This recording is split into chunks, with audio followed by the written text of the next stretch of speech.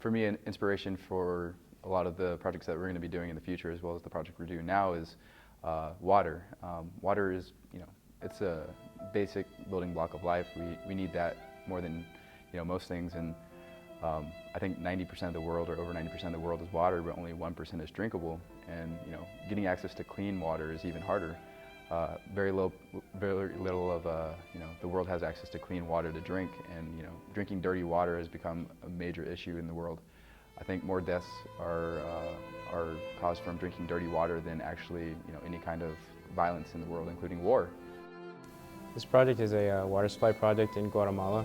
It's for a community in San Lorenzo El Tejar, and what it is it's a group of students and professionals from Engineers Without Borders. And we're going to go down there and design and implement a 90 cubic meter water storage tank.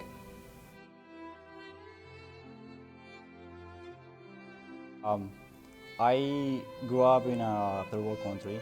I grew up in South America, and I always saw how different, I always saw the gap between the rich and the poor, and how poor people in other countries don't have the basic needs that everybody has here and that everybody takes for granted. So when I knew about the club, I thought that it was a good idea to get involved and overall in projects abroad, because part of being a civil engineer is improving the quality of life, and this club is about improving the quality of life of those who need it the most. And that's all.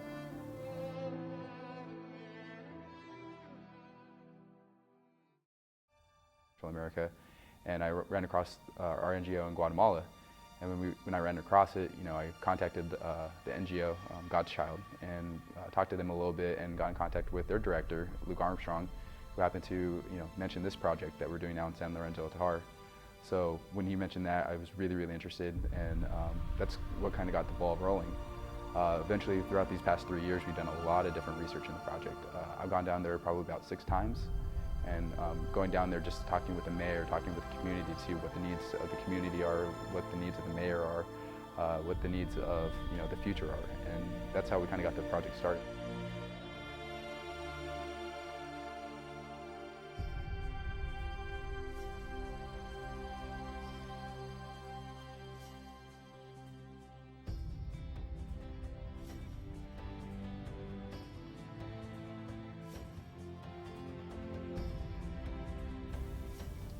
The first day we got to San Lorenzo, we went to the site immediately after we got settled in at our host families, and we thought there was going to be a lot more preparation done with the ground leveling.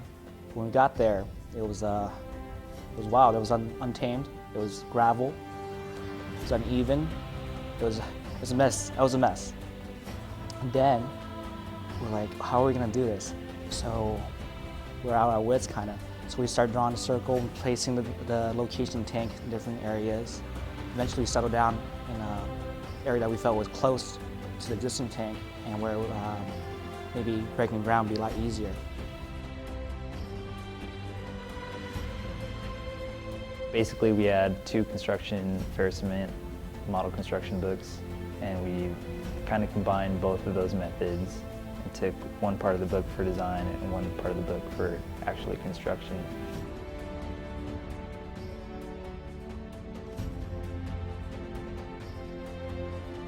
Used those 2 books as a basis for our design, and got our materials together and got everything together. We basically wanted to make sure that the hydrostatic pressure of water was less than the strength capacity that the rebar is going to have in all the metal in the tank, because the ferrocement tank is basically high in iron, which gives it a lot of strength, low in concrete, so that decreases the cost a lot.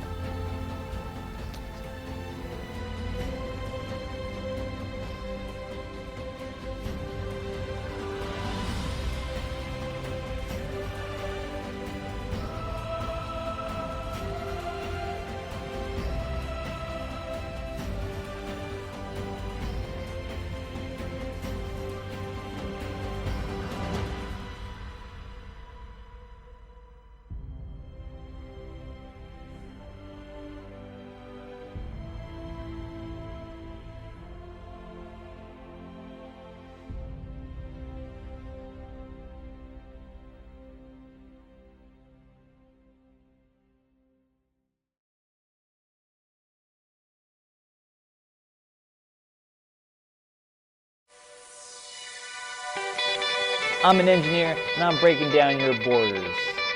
Bring it.